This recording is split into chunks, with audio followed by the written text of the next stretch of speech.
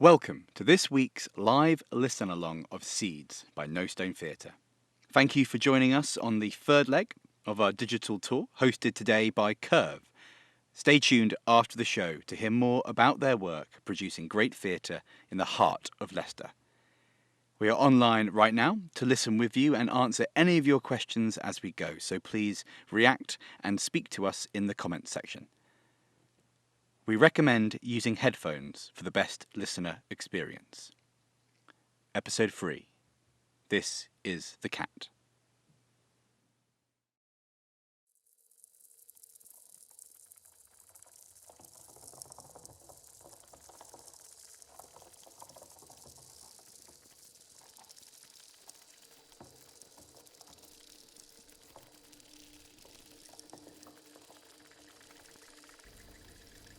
Why have you stopped, Dimitri? A moment, please. Dimitri, you have Seeds unattended at your station. We don't want... I can hear scratching. Where? I've heard it in Mexico, in Portugal, sometimes in New Zealand. I thought it was my ears, so I put a bit of oil in them to clear them out. What kind of oil? Cooking oil? Who's been giving you cooking oil? No one. It's been one of the first things to run out. I had it already from before. And it seemed to work. But then I heard the scratching again this morning. It's my cat. He's somewhere in the Institute. I haven't seen him for a few days. You bring your cat to work? To keep the rats away from the seeds. Oh. What's its name? Mikhail. Mikhail? Yes. After the dissident writer? After the father of Russian science. Oh, yes, that's probably more. Mikhail Lomonosov. She can hardly call out the name of a dissident writer on the street, can she? She'd get locked up. Of course. Although I even wonder about Mikhail Lomonosov sometimes. Scientists fall in and out of favour, especially now. Particularly now. Not Lomonosov, though, surely. He froze mercury. Plus, he's dead already. Reputations can still be under threat, even if the person... I'm saying that if it can happen to our own director... We don't know what's happened to our director. He stood in front of Stalin. He stood face to face and told him that if he wanted frost-resistant crops, it would take 10 years to develop, maybe 15, and no one could do it overnight. I know. Who says that to Stalin? He did. And then Lysenko... I think you should stop thinking about it. The hack, the farming Irina. hack. Lysenko stood in front of Stalin, face to face, and told him that if he wanted frost-resistant crops, he definitely could do it overnight. A much more popular answer, I imagine. Oh, you think so? People hear what they want to hear. Of course they do, but it's not true, is it? Which is why our director wrote to Lysenko, explaining why it wasn't true, and how modifying something overnight would cause thousands of crops to fail and millions to starve. And how could any man have that on his conscience? I must say, I very much admire the way he expresses himself. Well, we all do, of course we do. But since the letter was posted, we haven't seen him. You think it might have been intercepted? And passed to the NKVD, and deemed to express anti-Soviet sentiments. You should take a break, Irina. When did you last sleep? He's been away months, Dimitri. He might have been taken. We don't know that. And what if we're next? I don't think they'd bother with us. And what about Zasha? I don't think I'm of interest. I didn't mean that. I mean, what do we even know about you? You've known me for 2 months. Sasha came after all this. After the letter. She might be here because of the letter. I assure you, I was just a violinist with the Leningrad Radio Orchestra. If anything, we should be worried about what Leonid's been up to. Leonid's ill at home. You can barely see. He's been unreliable. He wouldn't have done anything. I shouldn't have. He might. It's a bad time to be a scientist, that's my point. People are suspicious. God, even I'm suspicious, and I'm... All right, look, let's not call the cat any name at present just to be on the safe side. Well, he's still scratching somewhere. How should we get him out into the open? I use a whistle. Perhaps we could try calling his name anyway. No one's listening. We don't know that. Mikhail! You silly girl, I said we don't know that. Mikhail! I have a whistle. Mikhail!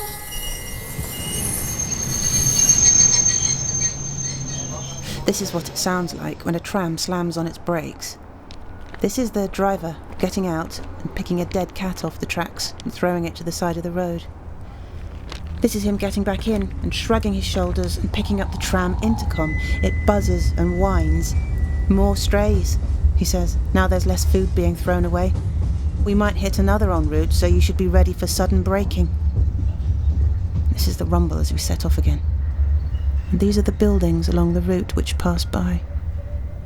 Some of them wake tiny, fleeting moments for me. Not about my accident, but from earlier in my life. This is the building where my mother used to queue up for bread before she got sick, and I had to queue with her so that the grocer might pick out a bigger loaf for us. This is the music school where I took violin lessons with a borrowed violin until I was made to stop and give the violin back. This is the restaurant where my father asked me where I thought our food came from, and when I didn't know, he thumped the table and told me in a loud voice that potatoes were brought to Russia by Peter I. There were precise historical documents. This is Zayaki Island where I took him to sober up. And he told me that it was on this spot that Peter the Great put his sword in the ground and demanded that a city be built, starting with a fortress, and that many serfs died building it. This is where he said, to make something great, you have to make a great sacrifice. But it was usually the workers that had to do it. This is the tram stop at the south end of Nevsky Prospect.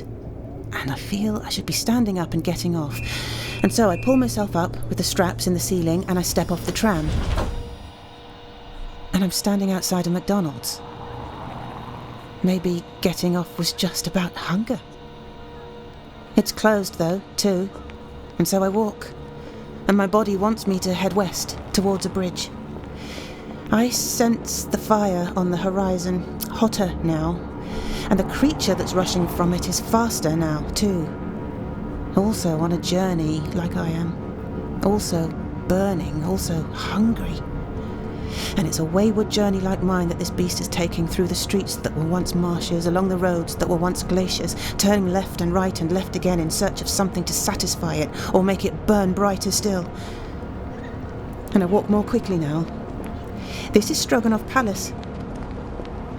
And this is the Palace Bridge which crosses the River Neva. And this is a cafe which is locked and empty, bar the owner, who is inside smoking a cigarette and looking at his phone. This is me, banging on the window, and seeing him get up and walk to the back room without even looking over. This is the splash of a taxi as it goes past. And this is the statue of Mikhail Lomonosov, the plaque at its foot informing me that he was the father of Russian science. And my body doesn't know where to take me now. Maybe it never knew, and the whole journey was a promise of something that wouldn't come. Or it was just a way of dragging me out of the hospital to die like a cat in the rain. And I curse. And I sit. And I catch my breath.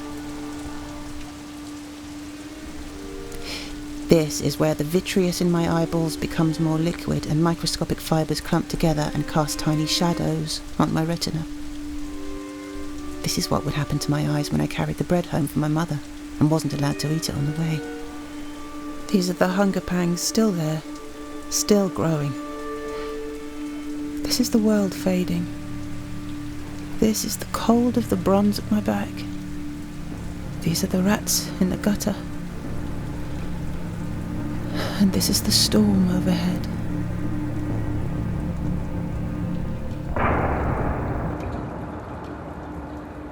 Did you hear that? Us firing out or them firing in? I don't know. Got closer that time.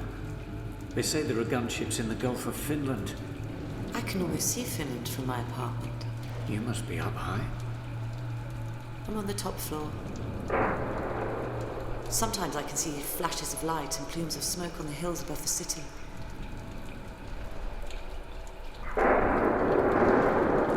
There's another. Yes. We can't call it a blockade anymore. Don't say it. It stopped being a blockade months ago. Please. This is a siege. I might stay here in the Institute tonight if I can't find Mikhail. You're welcome to stay too. There can't be one rule for me and one rule for everyone else. I'll wait and see if it clears up out there. The rain is set for the night, I think. It's not the rain I'm worried about. No, of course. Tell Zasha she can stay as well. She can sleep in the Egypt section. She says it feels warm, even though it isn't really. She's already asleep. She slept through the explosion. Zasha! Zasha, wake up! If she's lucky enough to have got used to them so she can rest, then leave her. I haven't. I can't sleep at all. I shouldn't have called her silly. She isn't silly. She hasn't finished her shift. She can start early tomorrow. We start at this time and we finish at this time. The work gives us structure. The routine keeps us... What?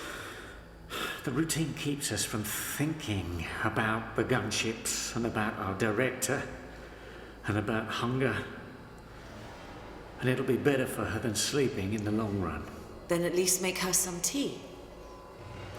Zasha! Zasha! I'll make her some then. We don't have any tea. I might ask to borrow some leaves from the Hotel Astoria. They won't give us any. It's used as a field hospital now. They'll keep it for their patients. I'm going to ask anyway. Zasha! Wake up!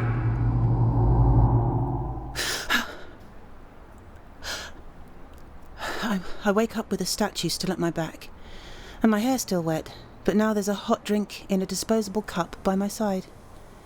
It's steam rising from a little hole in the plastic lid. Looks like someone took pity on me as I slept. The man in the cafe must have come out after all. Or he knows me. No one else seems to know me. I take a sip. Black. Sweet. Russian tea. The tea the Cossacks brought back from China. I can only take tiny sips. Even breathing in the steam hurts my throat. Perhaps I worked at the cafe once. Or worked there before I got a job. And my finger touches the 2 A's on my shirt. One at the start, one at the end. Astoria. The uniform is of a staff member at the Hotel Astoria back over the river. I hold the tea cupped in both hands and I walk again. And as I move, the thing running from the fire moves again too, the creature. Heading west, then east, then west again. Over the cobbles where dinosaurs walked. Across the squares where snakeweed grew. Sure again of where to go now, like I am. I stop and look out over the river, as black as my tea, and churning in the wind, but still flowing strongly out towards the Gulf of Finland. Here now is the Museum of Russian Vodka, closed, as is the Stroganoff Steakhouse, serving Argentinian porterhouse and Japanese Wagyu, but a sign says it doesn't have any at present because of a problem with a supplier.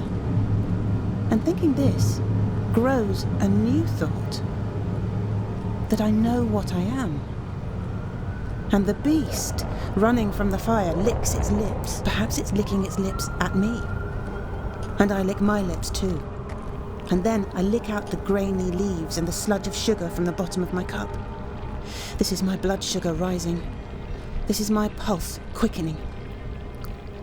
At the end of the road I can see Senate Square and the dark outline of the trees in Alexandrovsky Park.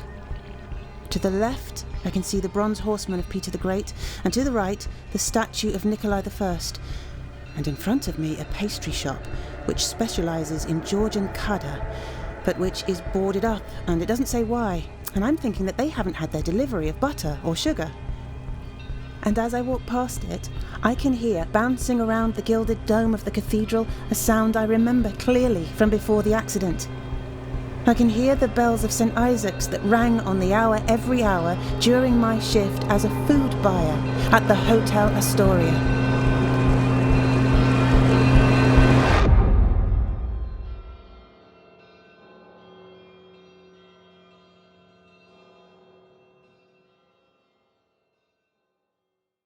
Seeds by No Stone Theatre, starring Nina Sasonia, Graham Rose, Jordan Kemp, Katie Stevens, and Kirsty Ryder. The text is by Nick Walker, music and sound design by John Owen, and the artwork by Gemma Hattersley. It was directed by Nicholas Pitt and produced by Johanna Taylor. Episode 3 was brought to you in partnership with Curve, a state-of-the-art theatre based in the heart of Leicester's vibrant cultural quarter. Over 750,000 people a year engage with Curve through performances and projects in Leicester, across the UK, as well as internationally. Curve has developed a reputation for producing, programming and touring a bold and diverse programme of musicals, plays, new work, dance and opera. And all of this is presented alongside a dynamic mix of community engagement, artist development and learning programmes which firmly places audiences, artists and communities at the heart of everything Curve does. Throughout lockdown, Curve has created and shared a range of digital content for audiences to enjoy, from archive recordings of productions to in-depth interviews with leading theatre makers and activities to keep children creative. Find all of Curve's online content at curveonline.co.uk. And please join us next week for episode 4 with the Birmingham Repertory Theatre, and subscribe using Spotify and Apple Podcasts now. Please also check out our website, nostonetheatre.com, for more info about the series, and follow us on social media if you like the show so that we can keep in touch. Seeds is a No Stone Theatre production and was made possible with funding from Arts Council England.